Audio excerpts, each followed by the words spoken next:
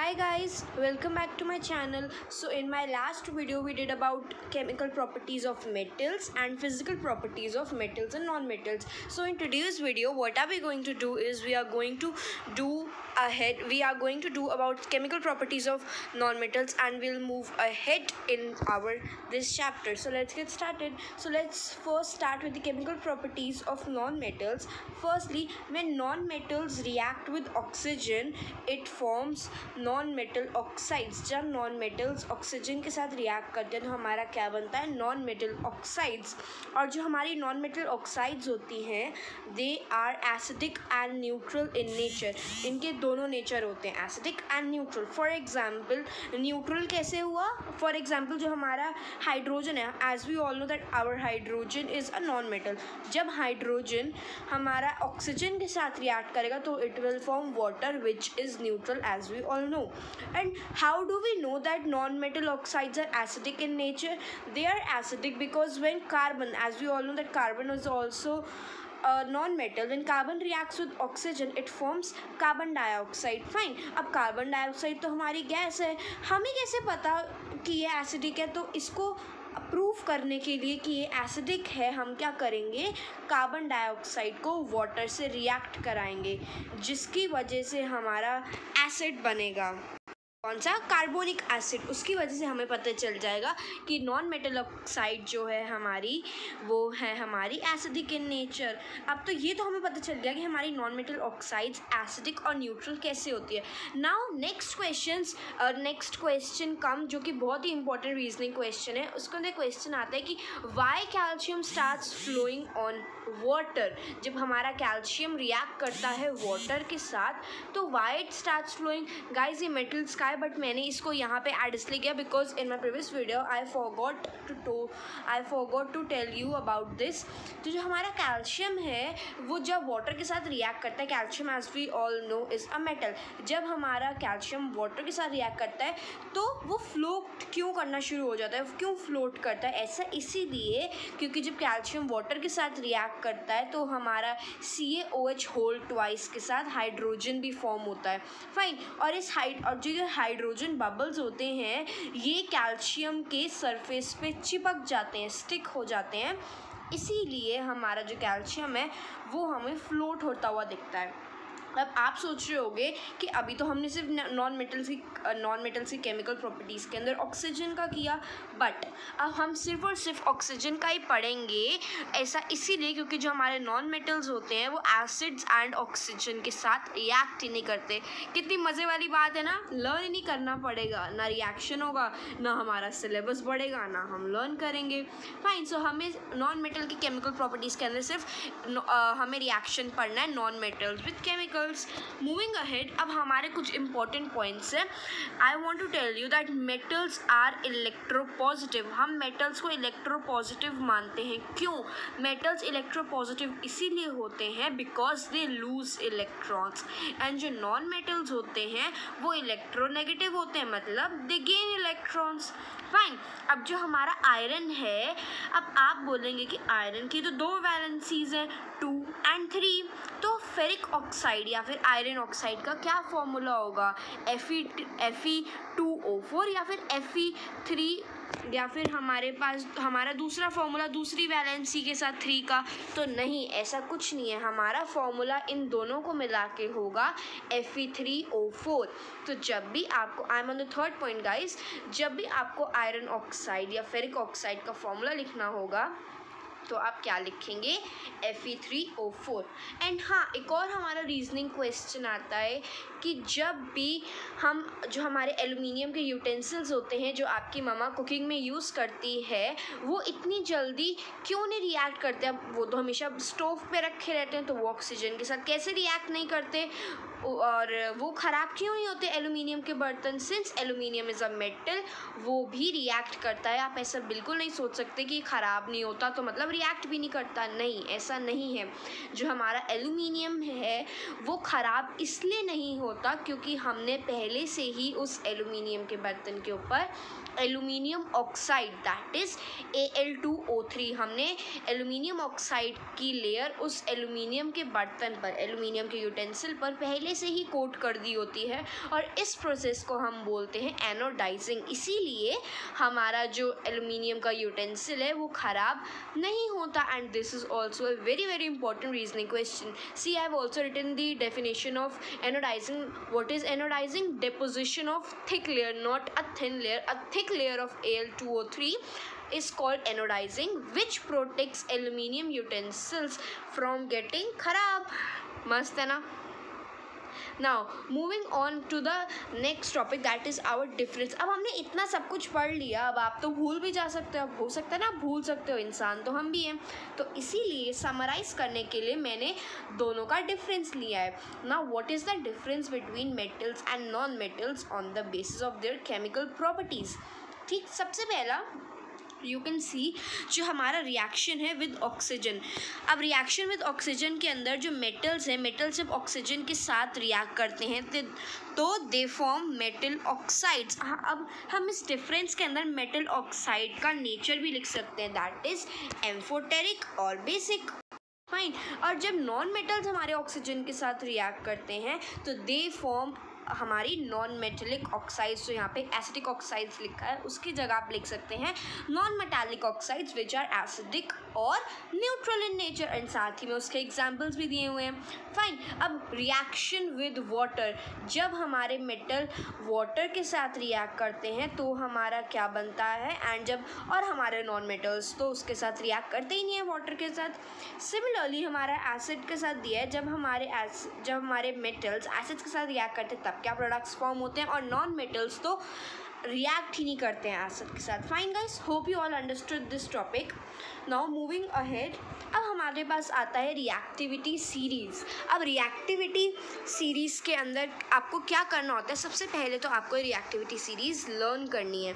Fine. अब सबसे पहले मैं आपको पढ़ के बताती हूँ ये है क्या, पोटेशियम। रिएक्टिविटी सीरीज़ में सबसे पहले बात जाननी क्या होती है ज़रूरी, कि रिएक्टिविटी सीरीज़ कैसे स्टार्ट होती है, most reactive to least reactive. मतलब जो सबसे ऊपर मेटल है वो मोस्ट रिएक्टिव है और जो सबसे नीचे वो होता है लीस्ट रिएक्टिव। तो मतलब रिएक्टिविटी घटती जाती है, डिक्रीज़ होती जाती है। फॉर एग्जांपल जब पोटेशियम की रिएक्टिविटी है वो मैग्नीशियम से कम है, मैग्नीशियम से ज़्यादा है, मैग्नीशियम की कम है ना, तो इसीलिए सबसे ज़्यादा रिएक्टिव कौन सा है हमारा, पोटेशियम। सोडियम की अब आप बताइए रिएक्टिविटी सीरीज़ में, अगर हम रिएक्टिविटी सीरीज़ के हिसाब से देखें तो जो हमारी सोडियम की रिएक्टिविटी है वो पोटेशियम से कम है या ज़्यादा, दैट्स राइट, पोटेशियम से कम है हमारी। सो सबसे ज़्यादा अब मूविंग अगर हम इसको देखें पढ़ें तो क्या होता है हमारा, potassium, sodium, calcium, magnesium, aluminium, zinc, iron, lead, hydrogen, copper, mercury, silver and gold. अब आप तो कहोगे कि इतनी बड़ी है, हम कैसे लर्न कर लें इससे।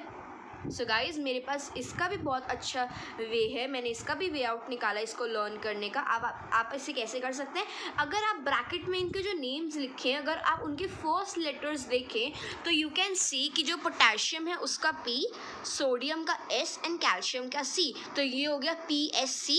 और नीचे MAZIL, magnesium, aluminium, zinc, iron, lead के first letter that is MAZIL, तो ये हमारा क्या बन गया, PSC MAZIL. Repeat with me, PSC MAZIL. ये हमारी हो गई लेड तक। उसके बाद हमें पता है हाइड्रोजन आता है, फिर द रेस्ट। और अब उसके बाद बस 4 ही बच्चे ना, 4 तो हम ऐसे ही कर सकते हैं और हमें तो पता है ये सिल्वर और गोल्ड तो सबसे लास्ट में ही आता है। फाइन। सो अब हमने कर ली रिएक्टिविटी सीरीज़। अब आप बोलेंगे कि रिएक्टिविटी सीरीज़ तो कर लिया, अब इसका यूज़ क्या है, इसके क्वेश्चंस कैसे, रिएक्टिविटी सीरीज़ से रिलेटेड क्वेश्चंस कैसे आएंगे, तो मैंने उसके भी क्वेश्चंस लिखे हैं, सरप्राइज। सो अब questions based on reactivity series जो अभी हमने इतने अच्छे से लर्न कर ली है, अब उससे क्वेश्चंस कैसे आएंगे। फॉर एग्जांपल आपकी टीचर आपको कंफ्यूज करने के लिए सबसे पहले देगी कि what happens students when potassium reacts with magnesium sulphate. तब आप लिख दोगे कि जो हमारा पोटेशियम है, potassium being more reactive than magnesium displaces magnesium from its salt solution of magnesium sulphate and forms potassium. ठीक, अब हमसे पूछा जा सकता है तो टीचर बोलेगी अभी आपने ये तो लिख दिया, तो अब ये बताओ कि जब सिल्वर हमारा CuSO4 that is copper sulphate के साथ रिएक्ट करेगा तब क्या रिएक्शन होगा? सोचो सोचो, थिंक। दैट्स राइट, कोई रिएक्शन होगा ही नहीं। क्यों?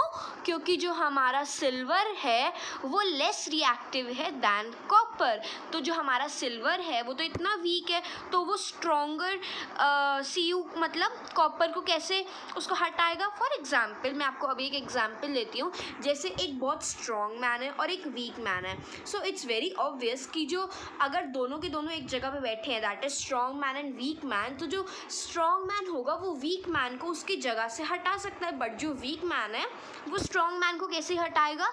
सेम जो ये हमारा फंडा है ये इस reactivity series that is displacement reaction पर भी अप्लाई किया जाता है, और इससे हमें पता चलेगा कि जो ये Ag दैट इज वीक है, वीक मैन है, सिल्वर हमारा वीक मैन है, तो वो CuSO4 के सॉल्ट सोल्यूशन में से कॉपर को डिस्प्लेस नहीं कर सकता। क्यों? क्योंकि कॉपर जो है हमारा क्या है? Strong man. I think you all understood my point, and if अगर आपको कोई भी प्रॉब्लम है तो please comment down below, I will solve your every query. And see, अभी नेक्स्ट क्वेश्चन बिल्कुल सेम आ गया हमारा। फॉर एग्जाम्पल जैसे कि यहाँ पे लिखा है, can copper sulphate solution be stored in silver utensil, why और वाई नॉट? जो हमारा CuSO4 कॉपर सल्फेट का सोल्यूशन है वो सिल्वर यूटेंसिल में हम स्टोर कर सकते हैं। थिंक। दैट्स राइट, मैंने आपको अभी बताया कि जो हम मैंने आपको अभी बताया ना कि जो हमारा सिल्वर है वो CuSO4 को CuSO4 से डिस्प्लेस कर ही नहीं सकता, इसीलिए हमारे पास ये रीज़न है कि ये नहीं कर सकता। इसीलिए हम अपने CuSO4 को सिल्वर के बर्तन में, सिल्वर के यूटेंसिल में स्टोर कर सकते हैं, बिकॉज जो हमारा सिल्वर है वो लेस रिएक्टिव है देन कॉपर। मूविंग अहेड, हमारा लास्ट क्वेश्चन है, can copper sulphate be stored in iron utensil? Give reason for your answer. So इसका क्या आंसर होगा? थिंक। दैट्स राइट, हम नहीं कर सकते कॉपर सल्फेट को स्टोर आयरन के बर्तन में, आयरन के यूटेंसिल में। क्यों? क्योंकि जो आयरन है is more reactive than copper sulphate. As you can see in this, जो हमारा आयरन है वो ज़्यादा रिएक्टिव है as compare to copper. Moving ahead, और our last topic of this chapter, उसके बाद तो मज़े। So last topic of this chapter is ionic bond. Now what is ionic bond? Ionic bond is a bond which forms between metals and non-metals when there is a transfer of electrons from one atom to another। अब इसको समझते हुए मैं आपको, इसका मतलब क्या हुआ, मैंने पढ़ तो दिया। इसका मतलब ये हुआ कि जो आयनिक बॉन्ड है ये सिर्फ और सिर्फ एक मेटल और एक नॉन मेटल के बीच में ही फॉर्म हो सकता है। और नॉन मेटल और मेटल के बीच में कब फॉर्म होगा? जब मेटल अपने इलेक्ट्रॉन्स नॉन मेटल को देगा। और जो हमारा मेटल होता है, अब आप ये भी कहोगे कि नॉन मेटल भी तो दे सकता है मेटल को अपने इलेक्ट्रॉन्स, बट ऐसा नहीं होता। मैंने आपको अभी बताया था, non metals always gain electron, that's why they are called electronegative. और मेटल्स आर कॉल्ड इलेक्ट्रोपॉजिटिव, क्योंकि वो हमेशा अपने इलेक्ट्रॉन्स को लूज़ करते हैं। इसीलिए जब मेटल्स अपने इलेक्ट्रॉन्स लूज़ करेंगे और नॉन मेटल उस इलेक्ट्रॉन को गेन करेगा, तब जाके इनके बीच में एक बॉन्ड बनेगा जिसको हम बोलते हैं आयनिक बॉन्ड। फॉर एग्जाम्पल, हमारे सारे के सारे salts like NaCl, MgSO4 etcetera. Now what are the properties of these ionic bonds? अब properties of ionic bonds are, जो हमारे सारे के सारे, अब सॉरी ये आयनिक बॉन्ड नहीं, आयनिक कंपाउंड है। अब जो हमारे, मैंने आपको बताया मेटल और नॉन मेटल के बीच में आयनिक बॉन्ड बनता है। अब इस बॉन्ड से कोई ना कोई कंपाउंड भी तो बनेगा ना, जैसे NaCl हमारा सोडियम क्लोराइड, अब ये हमारा क्या है? Ionic compound. अब आयनिक कंपाउंड कंपाउंड की प्रॉपर्टीज़ क्या होती हैं? सारे के सारे ionic compound exist in a solid state. It is mandatory for them to exist in a solid state. For example हमारा जो NaCl है वो सॉलिड स्टेट में होता है ना, लिक्विड में तो होता नहीं है, गैस में तो होता नहीं है. फाइन. और ये सारे के सारे आर सोल्यूबल इन वाटर. ये डिज़ोल्व हो सकते हैं वाटर में. जैसे हमारा नमक है NaCl, वो हो सकता है डिज़ोल्व. अब ये conducts electricity in their molten state. अब मैंने यहाँ पे मोल्टन स्टेट क्यों लिखा? अब NaCl है, NaCl अभी सॉलिड है, ठीक. अब NaCl ऐसे ही थोड़ी ना इलेक्ट्रिसिटी कंडक्ट कर पाएगा. क्यों? अब अपनी सॉलिड स्टेट में क्यों नहीं कंडक्ट कर सकते ये इलेक्ट्रिसिटी हमारे ionic compounds? The reason is that कि ये जो NaCl है, जो सोडियम है, जब आयनिक बॉन्ड में होता है क्लोरीन के साथ, तो हमारा सोडियम और क्लोरीन फ्री आयंस नहीं होते हैं. When they are taking the example of NaCl, when this NaCl, in this NaCl, Na and Cl, that is sodium and chlorine, both are not in the form of free ions as they are bonded together. But जब ये अपनी molten state में होंगे तो they will be free ions, they will be not interdependent, they will be independent of each other. दोनों को एक दूसरे से कोई फ़र्क नहीं पड़ेगा, दोनों फ्री हो जाएंगे अपनी मोल्टन स्टेट में. इसीलिए दे कंडक्ट, इसलिए हमारे जो आयनिक कंपाउंड्स है conduct electricity in their molten state. Last point is they have high melting point and boiling point. अब इनका हाई मेल्टिंग पॉइंट और बॉइलिंग पॉइंट क्यों होता है? क्यों? क्योंकि ionic bond is a very very strong bond. It is one of the strongest bonds, ठीक है ना, बहुत स्ट्रॉन्ग होता है. तो इस स्ट्रॉन्ग बॉन्ड को ब्रेक करने के लिए we need some considerable amount of energy. इसीलिए जो इसका होता है high melting point and high boiling point. Now our last topic of this chapter is electron dot structure. मैं आपको सिर्फ एक ही एग्जाम्पल दूंगी, उसके बाद आप सारे खुद ही कर सकते हैं. फॉर एग्ज़ाम्पल मैंने यहाँ पे लिए, यू कैन सी, जैसे हमारा फर्स्ट स्टेप है उसके अंदर जो हमारा मैग्नीशियम है उसकी वैलेंसी क्या थी, सॉरी उसकी इलेक्ट्रॉनिक कॉन्फ़िगरेशन क्या थी? 282. As I have written in this 282 थी. जब हमारा मैग्नीशियम 2 इलेक्ट्रॉन्स लूज़ करेगा, सी मैंने मैग्नीशियम और 2 के बीच में माइनस का साइन लगाया है. क्यों? क्योंकि जो हमारा मैग्नीशियम है वो 2 इलेक्ट्रॉन्स लूज़ कर रहा है, ठीक है. तो ये मैंने आपको इलेक्ट्रॉन डॉट स्ट्रक्चर किसका बता रही हूँ? MgO का, ठीक. जब हमारा मैग्नीशियम 2 इलेक्ट्रॉन्स लूज़ करेगा तो उसकी वैलेंसी क्या हो जाएगी? 2+ और उसकी इलेक्ट्रॉनिक कॉन्फ़िगरेशन क्या हो जाएगी? 28. Moving ahead on to the second step, हमारा O जो है दैट इज़ हमारा ऑक्सीजन है, उसकी इलेक्ट्रॉनिक कॉन्फ़िगरेशन क्या है अभी? 2-6. जब वो 2 इलेक्ट्रॉन्स गेन करेगा अपना ऑक्टेट कंप्लीट करने के लिए तो उसकी वैलेंसी क्या हो जाएगी? O2- एंड इलेक्ट्रॉनिक कॉन्फ़िगरेशन क्या हो जाएगी? 28. सो अभी देखो थर्ड स्टेप जो हमारा फाइनल स्टेप है उसके अंदर मैंने मैग्नीशियम के बाहर 2 स्टार बनाए हैं. 2 स्टार क्यों? क्योंकि ये जो 2 स्टार है क्या डिनोट कर रहे हैं? मैग्नीशियम. आप इसकी इलेक्ट्रॉनिक कॉन्फ़िगरेशन भी देख सकते हो मैग्नीशियम की, मैंने लिखी है 282. तो जो ये आउटर मोस्ट शेल में इसके ऑक्टेट में कितने इलेक्ट्रॉन्स है? 2. और मैग्नीशियम के बाहर जो मैंने 2 स्टार्स बनाए हैं क्या डिनोट कर रहे हैं? इसके 2 इलेक्ट्रॉन्स. आउटर मोस्ट शेल में जितने भी इलेक्ट्रॉन्स है वो ये स्टार्स या डॉट डिनोट करते हैं. एंड O में दैट इज ऑक्सीजन में मैंने सिमिलरली 6 बनाए, 6 dots. As you can see मैंने अलग अलग मैग्नीशियम में स्टार बनाया, ऑक्सीजन में डॉट बनाया ताकि आपको अच्छे से दिख सके, यू कैन आप अच्छे से समझ सकें. तो इसकी 286 थी ऑक्सीजन की इलेक्ट्रॉनिक कॉन्फ़िगरेशन और मैंने 6 इसलिए डॉट्स बना दी. अब जब ये मैग्नीशियम अपने आप को स्टेबल करने के लिए अपने 2 इलेक्ट्रॉन्स दे देगा तो ये ऑक्सीजन अपना ऑक्टेट पूरा करने के लिए, खुद को स्टेबल करने के लिए 2 इलेक्ट्रॉन्स ले लेगा. इसीलिए इन दोनों में बॉन्ड बन जाएगा. सी मैंने एरो के बाद क्या लिखा है? Mg2+ जो है, अब जैसे इसने अपने 2 इलेक्ट्रॉन दिए ये एक आयन बन गया और इसकी क्या वैलेंसी हो गई? 2+ और इलेक्ट्रॉनिक कॉन्फ़िगरेशन क्या हो गई? 28. और ऑक्सीजन का क्या हो गया? उसने सी मैंने पहले 6 डॉट्स बनाए और फिर 2 स्टार्स बनाए. क्यों? क्योंकि इसने ये 2 स्टार ले लिए मैग्नीशियम से. फाइन, तो इसकी वैलेंसी क्या हो गई 2 माइनस सी, मैंने वो भी लिखा और फिर बाद में उसकी इलेक्ट्रॉनिक कॉन्फ़िगरेशन भी लिखी 2 8.